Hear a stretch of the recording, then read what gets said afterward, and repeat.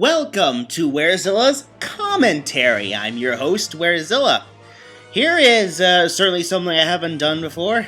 Talk about one of my videos, and what more to talk about than the one that caused the most uproar among viewers, my review of the 70s King Kong remake. As for some of the backlash I've gotten, I have a lot of them are there are valid points. I mean, granted, no matter who you are, what you review, you will at least get at least one person who will, instead of try to argue against you, just say personal insults towards you, like your voice is boring, blah blah blah. But I feel it's necessary that in this commentary, I've decided to discuss some of the more valid criticisms. I'm glad that I've learned not to review movies at film the review at night, which is why I don't why it's not as dark in later reviews as it is like here. I guess I should kind of talk about what I thought about the other movies as well that I'm mentioning here. Yeah, I thought Son of Kong was okay. It was smaller and yeah, just nothing really special. The Japanese ones with Godzilla, on the other hand, I hated for the longest time because, well, the implausibility of King Kong being able to stand up to Godzilla was always a matter that never sat well with me.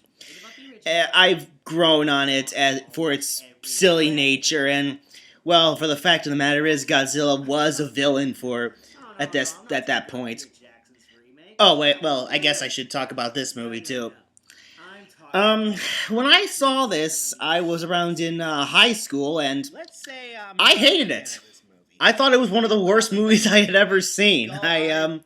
This was obviously before I had seen real clunkers like Birdemic or anything like that.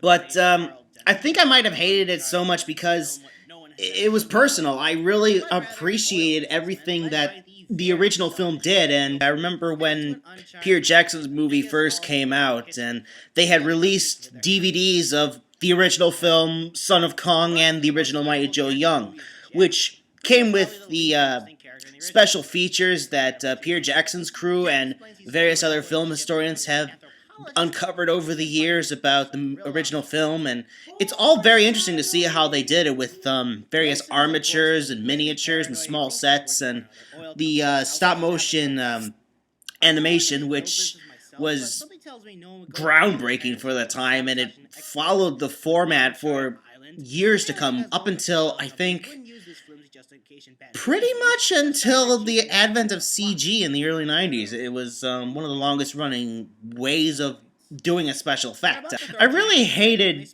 everything they had done, and, well, admittedly not as many people questioned this. They were more concerned about parts we're going to get to, like when we get to the wall, and when we get to the natives and Kong himself. But as far as this scene is concerned, yeah, this is perpetuating every single blonde stereotype that pretty much exists on the face of this planet. And I don't even know why they even tried to, with a new name and everything. I don't even know if that's a real name. I've asked people. Some people think that it's a name native to Africa. I'm not sure. And why would even if it is, why would a pasty-faced white woman have that name? I mean, in the movie itself, she describes, it's Dwan. I switched the letters in Dawn. Yeah, except that makes you a fucking idiot. That doesn't make you clever.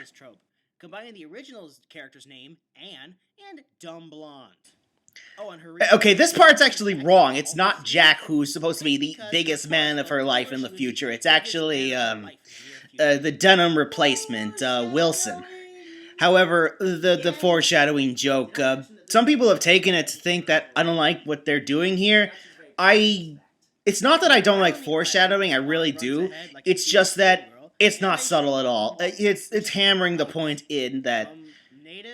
And as far as her acting, the acting in this movie, Dwan in particular really bugs me. I mean, admittedly, this was the actress's first role, as I pointed out just now. But, yeah, people have said I shouldn't throw stones since I like the Peter Jackson remake, and I guess it's not perfect, but it's better than what the acting in this movie. I mean, I think Jeff Bridges did a fine job and everything, but really he looks bored most of the way through. Of course, because of Jeff Bridges, I had to do the obligatory Big Lebowski joke.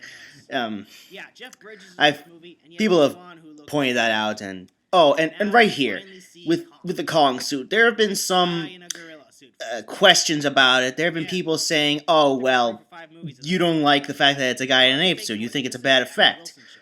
That's not entirely true. I like Rick Baker's work. I do like that the suit it's miles above the ones that we got in the Japanese movies. Because why should he show any of Denham's bravery in this movie? As Jack goes on ahead after Dwan. We then get a and right here, the interactions right here. There's something that has to be said about when Naomi Watts actually went to Kong himself, and then they went ice skating.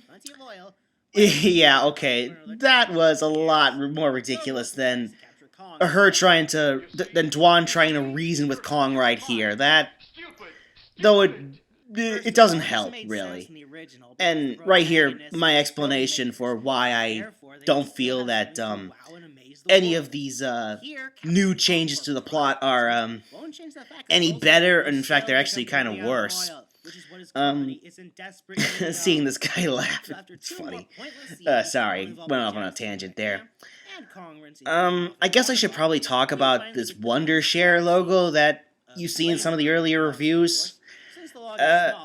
It was pretty much this point I decided, yeah, I'm done trying to get these off of the DVDs. I'm just gonna find them from other sources and such. Oh, and right here, this guy who apparently was important, but I guess not really, because when he does return to the wall, he just motions to them, you get the dark music that says that, everyone else is dead, and then he disappears for the rest of the movie. I don't know why they bothered. I mean, they just needed a body to let Wilson and the others know that he was still alive, and oh god, this. Yeah, some people have argued with me on a lot of things, but this right here is not one of them. People have been pretty quick to point out, yes, this is perverted. It doesn't. Oh, I think she almost flashed us there for a minute. Don't worry, we're not going to get to that until King Kong lives. Oh, and this fight scene. When I say it's badly edited, what you're seeing here is most of the scene itself. I edited some of it down, I trimmed it down, but yeah, we literally just cut to him holding the snake. We never see it wrap around him. We never see him fall to the ground. We don't see much of this fight. I think the effects might have something to do with that. Oh, and the Jaws thing. You're trying to do the thing that he did with the T-Rex in the original movie, but that begs the question why they didn't bother with the dinosaurs at all. Although, without the dinosaurs, it really does emulate, actually, more so the one of the earliest drafts of the first film, before they had put the dinosaurs in.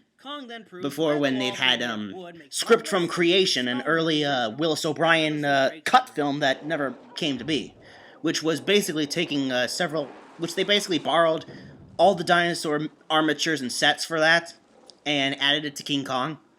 Oh, and of course there was this scene with the wall. I promised to talk about that, and well, here it is. The wall scene, people have said that it was deliberately, broken. Okay, that's a fair enough statement. And if I was going to criticize anything with the wall scene for any of the versions, it would be, why would the natives make the exit to the wall that big? I mean, they just would need a smaller hole to fit, themselves, their sacrifice, and maybe a few other chanters there, and no need to make it so big that Kong could break through, and that could be a problem with all of them. There was a scene I had cut from this review where I talk about how Jack and Dwan actually were going to, for lack of a better term, fuck in a closet, and, well, Kong apparently was aware of that, and he shook the boat to put a stop to that. I cut it for time, and really, like in the movie itself, it contributed nothing. And as for these robot shots, people have said that, oh, the robot was really expensive. It was really important. It was heavily advertised. Yeah, one problem with that, it was in a few. It was only used for a few shots because of how fake it was. And for anyone who was fooled by the guy in the rubber suit, they thinking that was the robot, that's their own fault for falling for that. Jack realizes Kong will head to the These World claims Trade happened Center during and the towers look like movie's rock release, stars less so than He had today, to but I admit guess he some likes people this, still as Kong believe takes it, him a long for way. whatever Police reason, I'm not robbers sure. just net Oh, him, but and it's of course, perfectly lied, when as we they get to send the guys with flamethrowers after Kong. the Kong helicopters goes for one trying to throws attack Kong, cylinders at the SWAT I team, point out that explodes for no he reason. could dodge them, What's the deal with the and random one explosions astute in this person movie? said, well, how the heck do you One dodge a helicopter minigun? shows up and starts Well, shooting the shit out the of way Kong. I see it is, we Why see dodging he was able to jump that top from tower to if he tower, knows so which I'm maneuver, not quite sure and why he doesn't can do that jump multiple across the times. towers, but doesn't do that again. Yeah, right here it makes it Why look like not? he That hit was a two good plan. helicopters. In the movie itself, he only hits one.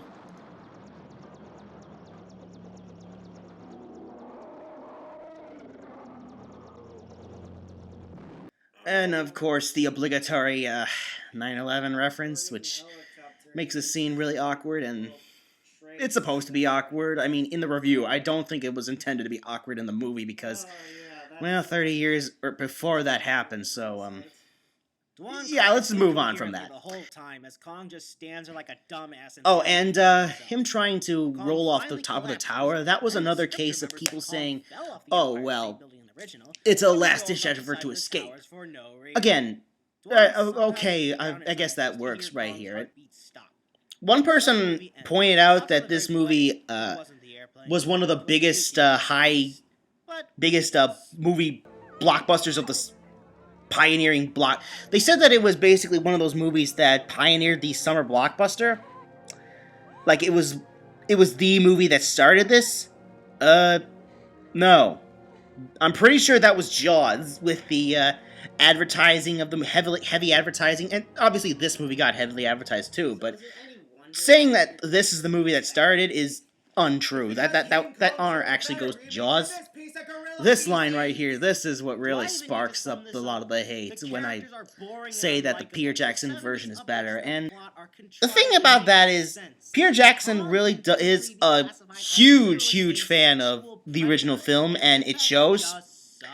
Whereas the 70s movie, it doesn't feel like it has the same level of heart to it. It feels like they wanted to do it, but they didn't want to do it as badly. They didn't want to really capture what was made. They didn't have the spirit of adventure that the original film had. Now, I'm not saying that Peter Jackson's version is a superior movie.